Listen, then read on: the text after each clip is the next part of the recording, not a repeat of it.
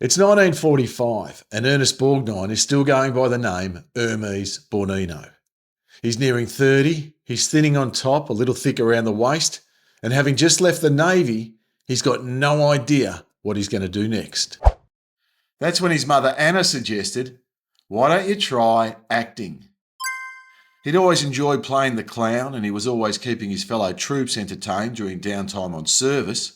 So, funded by his Navy pension and with his mother's blessing, Hermes enrolled into some acting classes and decided to give it a go. Yay! He never could have imagined that just 10 years later he would be standing centre stage at Hollywood's Night of Nights, accepting the greatest accolade of all. He just won the Best Actor award in a film that was never meant to be released. Welcome to Marty, the film that was being made purely as a tax write-off that would go on to win the hearts of the world and complete the journey of Earnest Borgnine into Earnest Borgnine, Academy Award winner and Hollywood legend. Marty was written by the very gifted Patty Chayefsky for the Philco television network. It's the story about a butcher who lives with his mother in the Bronx and feels that life is passing him by. It first aired in 1953 with Rod Steiger in the lead. Audiences were stunned. And the critics, they called it the Little Miracle. Chayefsky had a great ear for working class dialogue, and he had created a gripping tale of real people living ordinary lives, something that Hollywood would rarely touch. That's when Burt Lancaster smelled an opportunity and decided to turn Marty into a feature film.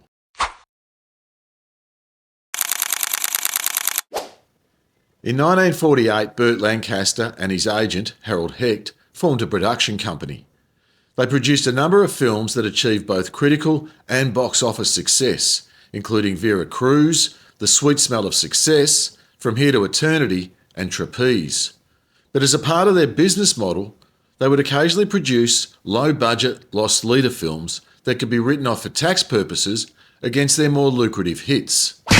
After the war, income tax rates were off the charts, especially for higher earners, who could pay as much as 91% income tax above a certain threshold. This meant for Hollywood actors that the bulk of their huge paychecks were going straight to Treasury. But there were a whole lot of clever actors who weren't about to give it all up so easy. And so a whole culture of shelf companies and creative accounting soon took over Hollywood. One of the more common moves was for actors to set up their own production company. Then, rather than being paid huge acting fees, they would get the studio to hire their company to make the movie.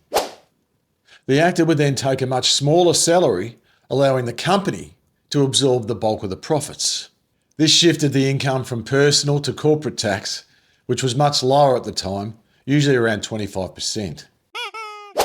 Through the company, the star could then claim business deductions for things like office space, personal assistance, cars, wardrobe, even travel for location scouting. Right. Burt Lancaster, Gregory Peck, Kirk Douglas, Frank Sinatra, these were just some of the few actors who used this system. It was perfectly legal, but very strategic.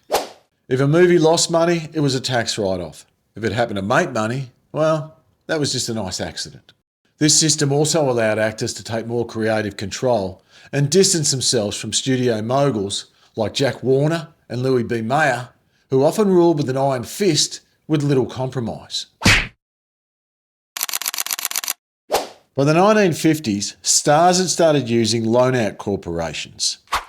The idea was that stars would incorporate themselves into a company and then loan themselves out to studios through that company. Instead of paying the actor directly, the studio paid the corporation. The company could then defer income to future years, deduct expenses, and retain control over how and when profits were distributed. They were no longer just talent, they were their own corporations. When it came to production, Rod Steiger wasn't interested in reprising his role, so they needed to find a new Marty. Earnest Borgnine was building a steady and reputable career, becoming typecast as Hollywood's go-to brute. He'd just finished playing Sergeant Fatso Judson in From Here to Eternity, where he beat Frank Sinatra's character to death. Now, the producers weren't overly concerned, of course, because this film was never meant to make any money. In fact, the producers never intended to finish it. As Borgnine would later admit, the producers said to him, "Don't worry, Ernie, it's just a little film and no one's ever going to see it." But here's the twist. The tax office told them that unless they finished the film, they wouldn't be receiving any tax deductions. US tax law stated that a company could not claim a loss on any uncompleted or unexploitative asset. In other words, the tax office told them if they wanted to write it off, they would have to not only finish it, but also release it. So with a very modest budget of just $350,000, they handed the project to Dilbert Mann, who had directed the TV version. Paddy Chayefsky expanded on the script, but he lost none of the tenderness and pathos of the TV version. And they went with the fat balding bloke as their leading man. Yay! When the production wrapped, the producers saw it really as a minor obligation. It had no major stars, it had a TV drama structure, and it was a pretty unglamorous subject. The plan was to screen it once or twice just to satisfy the IRS and then to shelve it. This would help guarantee the tax loss and help balance the books after the successes of Vera Cruz and From Here to Eternity. When Lancaster finally saw Marty at its initial screening, he was completely caught off guard. What he had expected to see was something dreary and low stakes. What he saw was something honest, human, and deeply moving. Borgnine's performance floored him. Dilbert's direction, quiet and naturalistic, felt fresh and real. From that moment, the film's fate changed overnight. Lancaster pushed for a theatrical release and for a festival run at Cannes. Yeah! When Marty won the Palme d'Or, it was the first American film to do so. And then it swept the Academy Awards. Best Picture, Best Screenplay, Best Director, and of course, Best Actor. This so-called tax write-off had turned into a cultural phenomenon, and the $350,000 budget had ended up turning over $5 million at the box office. For Earnest Borgnine, Marty changed everything. The man who had been Hollywood's go-to brute became an Academy Award winner and went on to enjoy a career spanning more than 5 decades, starring in over 200 films and TV shows. But of all the films that Borgnine made, Marty always held a special place in his heart. Aww.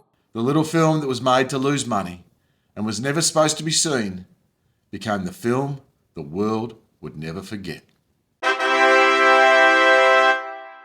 If you've come this far into the video, thank you for joining me on this deep dive into the film Marty with Earnest Borgnine and of course Burt Lancaster as the producer.